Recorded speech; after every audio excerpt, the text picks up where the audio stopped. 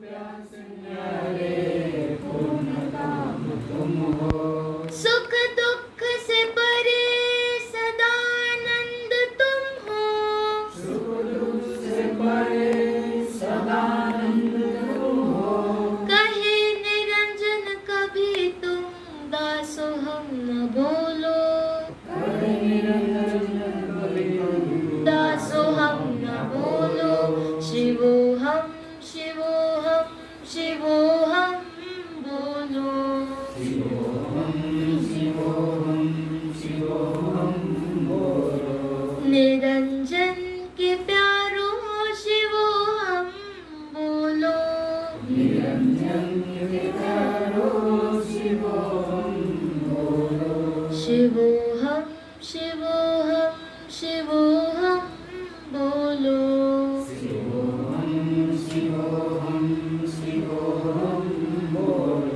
निरंजन के प्यारो शिवोहम बोलो। निरंजन के प्यारो शिवोहम बोलो। अनंत नाम रूपों में छुपे हुए नए रूप में प्रकट सभी दिव्य परमात्माओं को प्रणाम।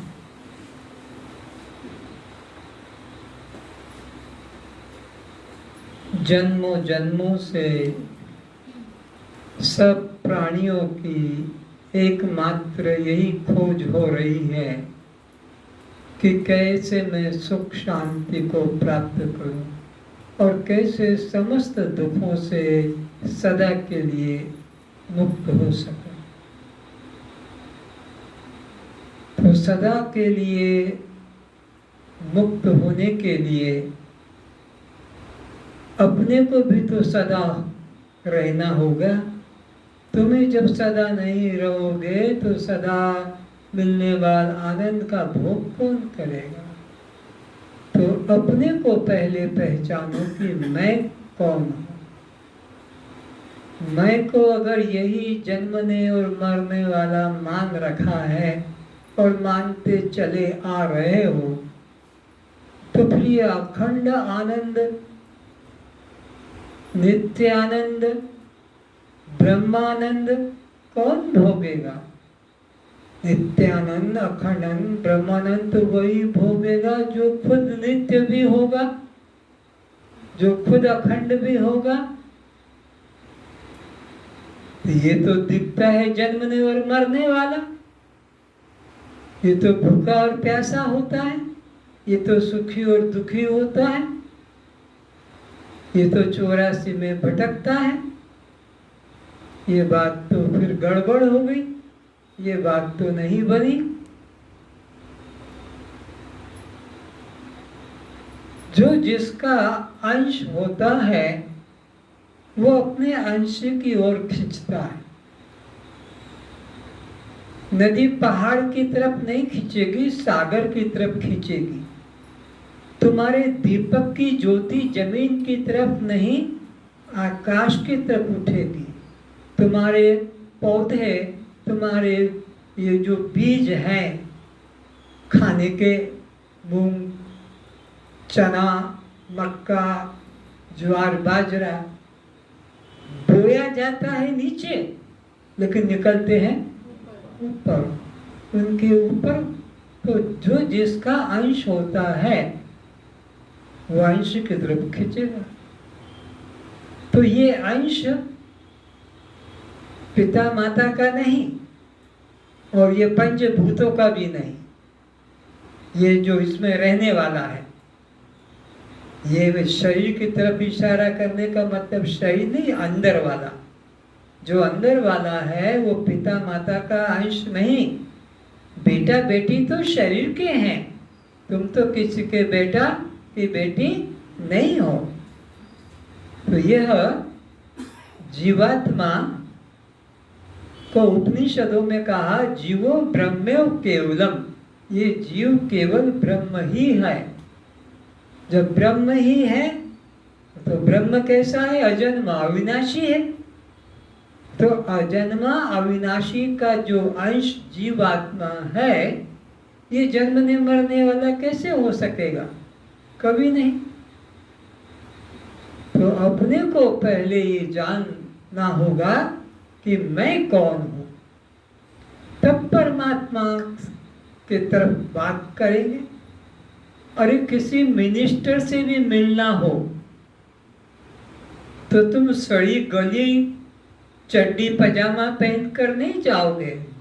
कोई मिनिस्टर से मिलना है तो वैसे ही अपनी पोशाक भी बनाना पड़ेगी, तब तुम अंदर उसके पास जा सकोगे। गंदे कपड़े पहनकर, फटे पुराने कपड़े पहनकर, गंदे पांव लेकर तुम नहीं जा सको। तो तुम्हें ब्रह्म से मिलना है तो अपने अंदर भी वही योग्यता होनी चाहिए, सच्चित और आनंद। तो ब्रह्म सच्चिदानंद स्वरूप है, तो उससे सच्चिदानंद का ही मिलन होगा। और इस सत्ता में ही व्यवहार होता है, ब्राह्मण ब्राह्मण का, क्षत्रिय क्षत्रिय का, वैश्य वैश्य का, शूद्र शूद्र का। तो वो सच्चिदानंद है, हमारे अंदर भी सच्चिदानंद का अनुभव जागना है।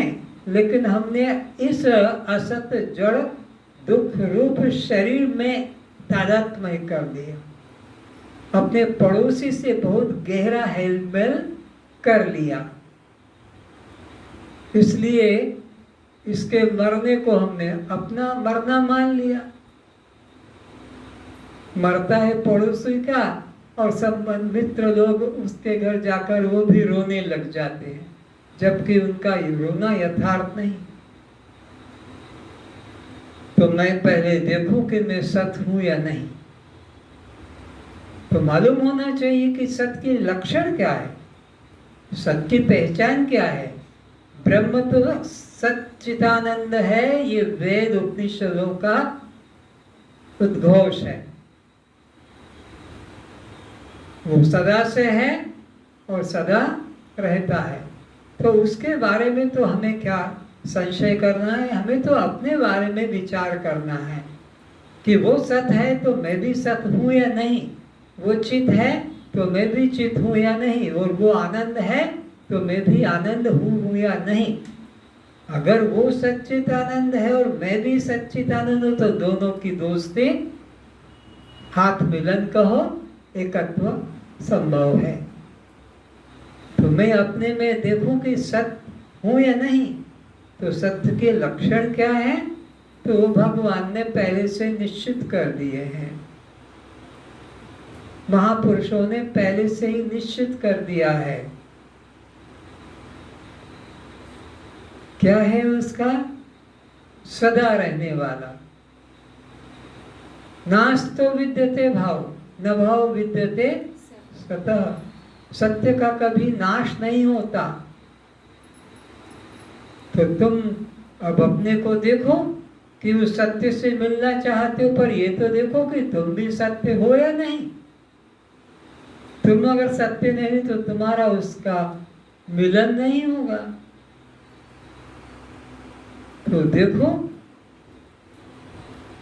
अभी जो तुम्हारी अवस्था है, किशोर की, जवान की, प्रौढ़, तो जो जो जिस अवस्था में है उससे पहले थे या नहीं।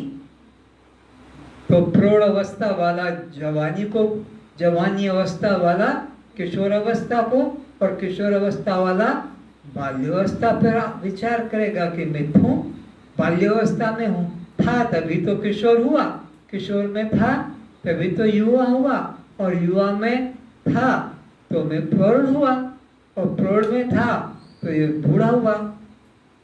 शरीर, लेकिन मैं तो प्रौढ़ से भी पहले, युवा से भी पहले, किशोर से भी पहले, बाल्यावस्था भी पहले, और बाल्यावस्था के पहले भी मैं था या नहीं?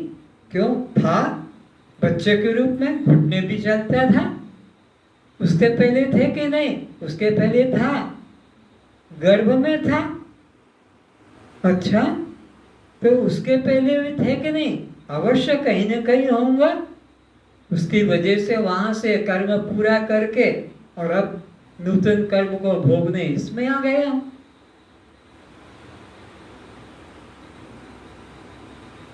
तो मैं अपने पिछले शरीर को, मैं वहां था, फिर उसके पहले भी कोई शरीर था कि नहीं था? वहां तुम थे कि नहीं? वहां भी था। पूरे सृष्टि के प्रारंभ की बात कर ले कि सृष्टि के प्रारंभ के समय तुम थे या नहीं? था, तभी तो इस शरीर में प्रवेश हुआ। और अब ये सृष्टि का प्रलय हो जाएगा, तब तुम रहोगे कि नहीं? मैं तो रहूंगा। नाश इसका शरीर का होगा, मेरा नाश तो संभव नहीं। अरे इस जागृत के पहले भी तुम थे कि नहीं? बिस्तर पर थे, नींद में थे, और नींद के पहले भी तुम थे कि नहीं? हाँ, स्वप्न में थे, और स्वप्न के पहले भी तुम थे या नहीं? जागृत में थे। अगर मैं जागृत में न होता तो स्वप्न में क्या देखता, किसको देखता? और स्वप्न में मैं न होता तो फिर सुषुप्ति के अंदर कौन होता? और मैं सुषुप्ति में न होता तो सुषुप्ति के आनंद को और स्वप्न के जो भी देखा उस दृश्य को कौन बताता? मैं स्वप्न में रहा हूं, तभी तो सुबह रात मैंने सपना देखा था। देख रहा हूं ऐसा नहीं बोलेगा, क्योंकि अब तो वो जागृत में आ गया। तब तो कहेगा मैंने देखा था। स्वप्न तो गया, लेकिन मैं अभी भी हूं, सुषुप्ति में भी मैं हूं। तो ऐसा मैं देख रहा हूं कि मेरा कहीं अभाव नहीं है। अवस्थाएं बदल रही है, बाल्य से युवा, युवा से वृद्ध, जवान से जन्म से मृत्यु, अवस्थाएं बदल रही है। जागृत से स्वप्न, स्वप्न से सुषुप्ति, ऋतुएं बदल रही है, सर्दी से वर्षा, वर्षा से गर्मी इत्यादि। सब में परिवर्तन पाया, लेकिन मैंने अपने आप में कोई परिवर्तन, मैं सब में रहा दृष्टा बनकर। तो एक लक्षण मिल गया, कुछ हिम्मत बढ़ी उस तरफ जाने की, पैर उठे, वो सत है तो मैं भी कम नहीं हूं। कहते ना, मैं तुमसे कोई कम नहीं हूं। क्या समझा तुमने मेरे को? क्या समझा है मेरे से हिम्मत से बात करने? अब आ गई बात चैतन्य की। वो तो चैतन्य है, अनादिकाल से नित्य चैतन्य है। उसकी चेतनता में कभी कोई विराम विश्राम नहीं हुआ। सृष्टि के सब जीवों को जानता है, सब कर्मों को जानता है। उसकी चेतनता कितनी दिव्य! किस जन्म में किसने क्या काम किया, किसके साथ अच्छा या बुरा किया, राग या दुश्मनी पैदा की, सत्कर्म की दुष्कर्म किया, उसके नॉलेज में वो भी है। पहले कहां किस किस में जन्म लिया वो जानता है। तो वो तो चेतन है ही, उसके चेतना में कोई संदेह नहीं। अब हम अपने में देखें कि हमारे में भी वो चेतनता है कि नहीं। और चेतनता किसको कहते हैं? जो सब कालों को जानता, सब कालों को जानता। तो विचारें, यहां पर बैठे बैठे अगर कोई कहे कि तुम बचपन में किस स्कूल में पढ़े थे, स्कूल में किस गांव में तुम थे, तो तुम्हें ख्याल आ जाएगा। अभी तुम बूढ़े हो गए हो, अभी तुम जवान या प्रौढ़ हो गए हो, लेकिन तुम यहाँ बैठे बैठे ही अपने बचपन के उस स्कूल बिल्डिंग को, उसके रास्ते को, अपने घर के मकान को यहाँ बैठकर अनुभव कर लेते हो। कौन कौन दोस्त थे तुम्हारे, अभी वो नहीं है, कहाँ कहाँ चले गए, लेकिन तुम अभी भी उनका मन में चित्र तैयार कर लेते हो कि वो मेरे दोस्त थे। उनसे क्या व्यवहार हुआ, तुम्हारा प्रेम का कि दुश्मनी का, वो भी तुम्हें स्मरण है। तुम कह देते हो ना, 10 साल पहले मेरे को इसने गाली दी थी, आज तक वो चुभ रही है। डॉक्टर के घाव भर जाते हैं, तीर तोप जो भी लगता है, चाकू छुरा, वो तो 7 दिन 10 दिन में प्लेन हो जाता, पर ये जो शब्द का बाण लगा, ये नहीं जाता है। ये कौन याद कर रहा है? जो नित्य है वही तो याद करेगा। तो ये देखा, और पिछले साल की गर्मी का भी अभी नॉलेज है। कौन सी मशीन है वो जो रिकॉर्ड कर रहा है? अभी ये बापू एक मशीन लाया ना, वो यहाँ करता तो गर्मी बता देती है कि कितनी गर्मी है। ये तो अभी की, आज की, दूसरे को देखोगे तो पहले वाली गायब हो जाएगी, वो दूसरे की अंदर आ जाएगी, और फिर तीसरे को देखोगे तो वो भी। लेकिन तुम्हारे दिमाग में कितना है कि 50 साल पहले ऐसा आक्रमण हुआ था, 100 साल पहले ऐसा सुपर साइक्लोन हुआ था, 100 साल पहले का भी नहीं आपके पास में नॉलेज है। कोई गणित है, कोई माध्यम है जिसके द्वारा इतना तक जान लेते हो। गर्मी को, सर्दी को, वर्षा को। अरे इतना ही नहीं, इस शरीर के पहले भूतकाल को भी तुम जान रहे हो, वर्तमान काल को भी जान रहे हो, और भविष्य काल को भी। यहीं बैठ के, भविष्य अभी है नहीं, आया नहीं, जब आएगा तो वर्तमान बन के ही मिलेगा। भविष्य को तुम भविष्य में भोग नहीं, भविष्य जो भी आता है वर्तमान में ही आता है। तो तुम तो त्रिकालज्ञ हो गए भैया, तुम अपने को त्रिकालज्ञ जानो, क्योंकि तीनों कालों को, भूतकाल को भी जानते हो। कैसे भूतकाल को जानते हैं? आज जब कोई तुम्हारे को अचानक लाभ हो जाता है, प्रॉफिट हो जाता है, कोई पुरस्कार मिल जाता है, तो तुम भूतकाल का चिंतन करते हो कि जरूर मेरे पिछले जन्म का कोई पुण्य था, तभी आज मुझे ये लाभ, ये सम्मान, ये पद मिला। या कभी कोई अचानक दुर्घटना हो जाए, हानि हो जाए, कोई भयंकर रोग हो जाए, तो तुम अपने आप भूतकाल में पहुंच जाते हो। जरूर मेरे पिछले जन्म का कोई पाप कर्म था, उसी वजह से ये मुझे भोगने को मिला। अपने बारे में,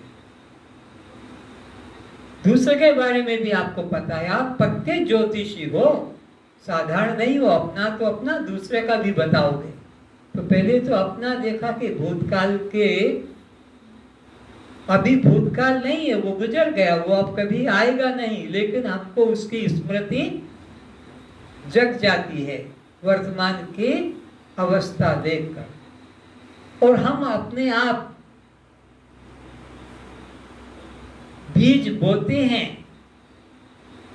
भविष्य में हमको इसका फल मिले, इसलिए दान करते हैं, धर्म, तीर्थ, मंदिर, योग आदि साधन करते हैं। किस लिए?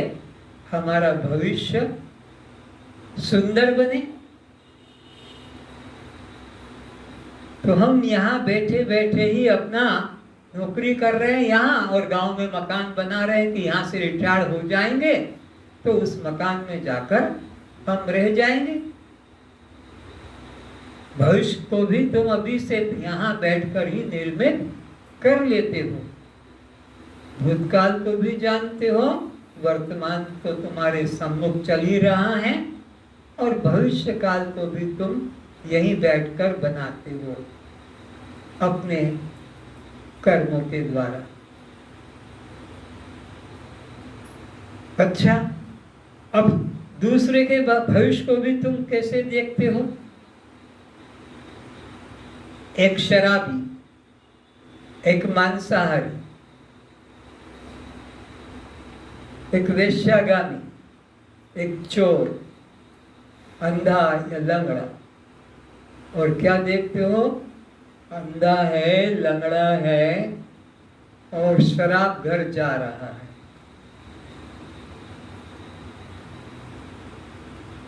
जहां कट रहे हैं मुर्गा मुर्गी, वहां जा रहा है लेने को। शराब घर से बोतल भरवा के ला रहा है। अब तुम अपना तो जान गए, उसको देखकर क्या कहते हो? देखो देखो, ये लंगड़ा, ये काना, ये भिखारी क्या पाप किए थे इसने पिछले जन्म में, जो लंगड़ा हुआ कि अंधा हुआ और भिखारी बना। और अभी भी ये कर्म क्या कर रहा है ये तो देखो। मांस खा रहा है, शराब पी रहा है, वेश्यागामी हो रहा है। आगे भगवान जाने इसकी क्या, बोलो, सदगति। क्या बोलो? ये तुम कितने बड़े ज्योतिषी हो गए। तुम तो त्रिकालज्ञ अपने तो थे, अब तो तुम सर्वज्ञ हो गए। ये तुम्हारे चमत्कार, और हिम्मत बढ़ गई उससे दोस्ती करने की।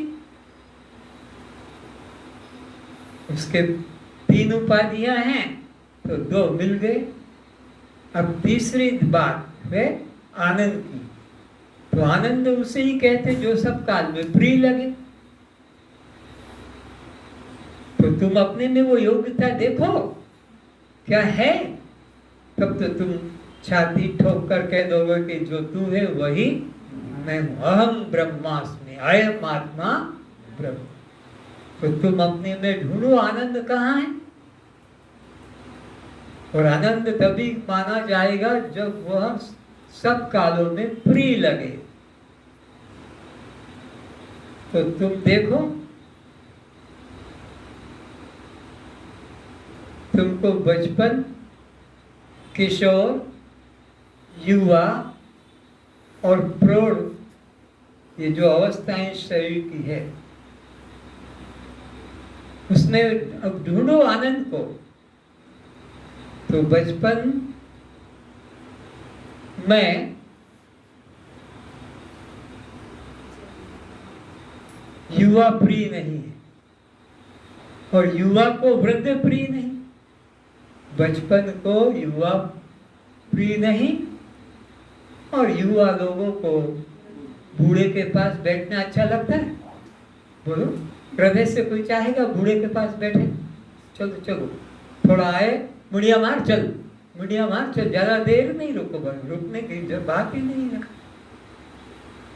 कोई अनुकूल लगता है तो थोड़ा देर बैठ जाते हैं।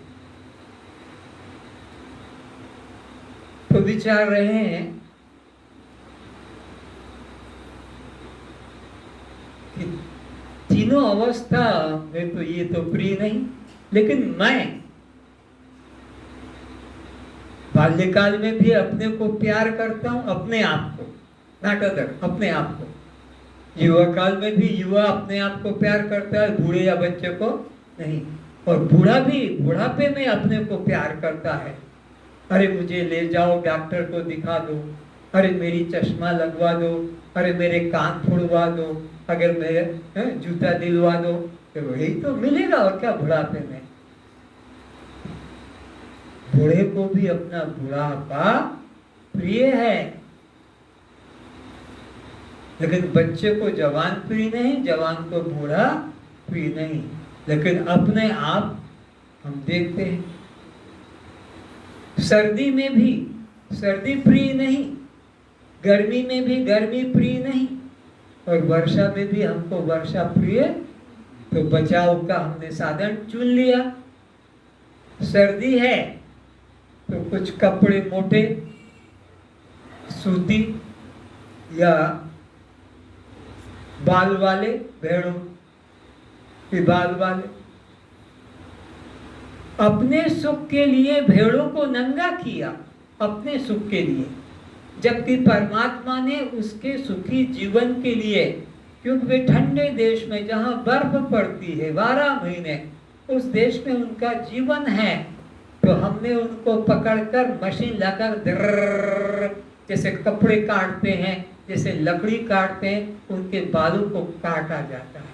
फिर उससे कंबल बन के आते हैं, आप लोगों की शाल बन के आती है, फिर आप स्वेटर बनाते हैं, फिर मफलर, कंटोपा, अपनी सुख सुविधा के लिए जो उनके सुख की जीवन की वस्तु थी, पैसा देकर खरीद करो। और ये पाप है, पाप।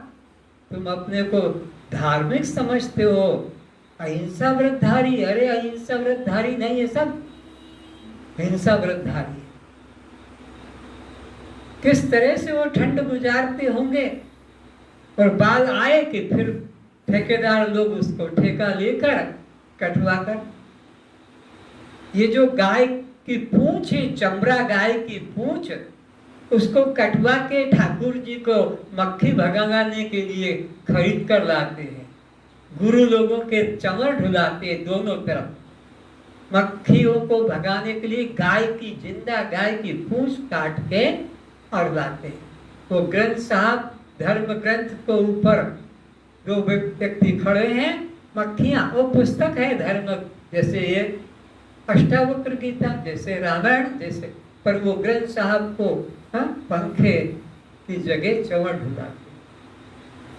कितना कष्ट, कितना कष्ट। शंख पाने के लिए गाय को, जिंदा गाय को गहरे पानी में उतारा जाता, फिर उसको वहां घोंगा नाम के जल जंतु चूस जाते हैं, गाय मर जाती, उसको ऊपर खींचा जाता है क्रेन मशीन से। फिर उन घोगा जो उस गाय के चारों तरफ चिपके हुए हैं, जैसे गंदे लोगों की खोपड़ी में जुएं चिपकी रहती है, आंखों पर, बालों में भी चिपकी रहती है, नीचे अंगों में भी जुएं रहती है, ऐसे गाय को चारों ओर से वो गिचोड़ी भी बोलती, गिचोड़ी गाय के स्तनों में चिपकी है। स्तन का दूध नहीं पिएंगे, स्तन के ऊपर का मांस पीते हैं। तो वो गायों के ऊपर चिपके हुए को निकाला जाता है, फिर उनको मारा जाता है। उसमें जो जीव है वो निकल के बाहर आते हैं और फिर अंदर चले आते हैं, ऐसे शंखा। उसके बंगाली महिलाएं चूड़ा बनाकर पाप कर्म को धारण करती है और सौभाग्य मानती है। पतिव्रता नारी, सदवा महिला उन चूड़ों को पहनकर, मारवाड़ की औरतें हाथी के दांतों के चूड़े पहनकर अपने को पवित्र सती मानते हैं। जीवों की हत्या का उनको कोई विचार नहीं। तो इस प्रकार से फिर वो शंखा, फिर मंदिर में पानी डालकर पूजा करके, फिर लोग कहते हमको भी थोड़े छींटे दो, ये पाप के छींटे, क्योंकि तो शंखा तो पाप का रूप हुआ, और उसमें पानी लेकर ऐसे ऐसे वो पंडित करके और उड़ाता है, और हमको भी पाप के छींटे दो। ये सब तो पाप छू रहा है, उनको पता नहीं, और उसको वो भगवत कृपा या पंडा की कृपा, पुजारी की कृपा या पुण्य मानते हैं। ये सब पाप की श्रेणी में है। ये कितना कष्ट से उनको मारा जाता है। तो अपनी सुरक्षा के लिए, अपने सुख के लिए हमने साधन चुन लिया। वो मरे तो मरे, वो दुखी हो, तड़फे, हमको तो सुरक्षा मिल गई, कंबल मिल गया, कि स्वेटर मिल गया, कि शॉल मफरल मिल गया, सुख के लिए। गर्मी आई तो अब पतले कपड़े, सूती हल्के कपड़े, मुलायम कपड़े, पंखा, कूलर, एसी, हाथ पंखा। तो क्या करेंगे? वो जो मयूर है ना, नाचता है जो पंख फैलाकर, उस जिंदा मयूर को मारकर उसके पंखों को काट काट के 10-20 को ऐसे जोड़ के एक पकड़ने का डंडी बना दिया। अब जैनी बाबा जो अहिंसा परमो धर्म है, उनके हाथ में है, झुला रहे हैं। ब्रह्मचारी झुला रहे हैं। और ये पाप की हवा खा रहे हो, क्योंकि वो तड़प तड़प के मरा है। कौन? वो मयूर। तो उसको अपने गर्मी मिटाने के लिए तमाम पत्ते हैं, तमाम बांस के द्वारा ऐसे बना लिए जाते हैं, बेचने वाले आते हैं।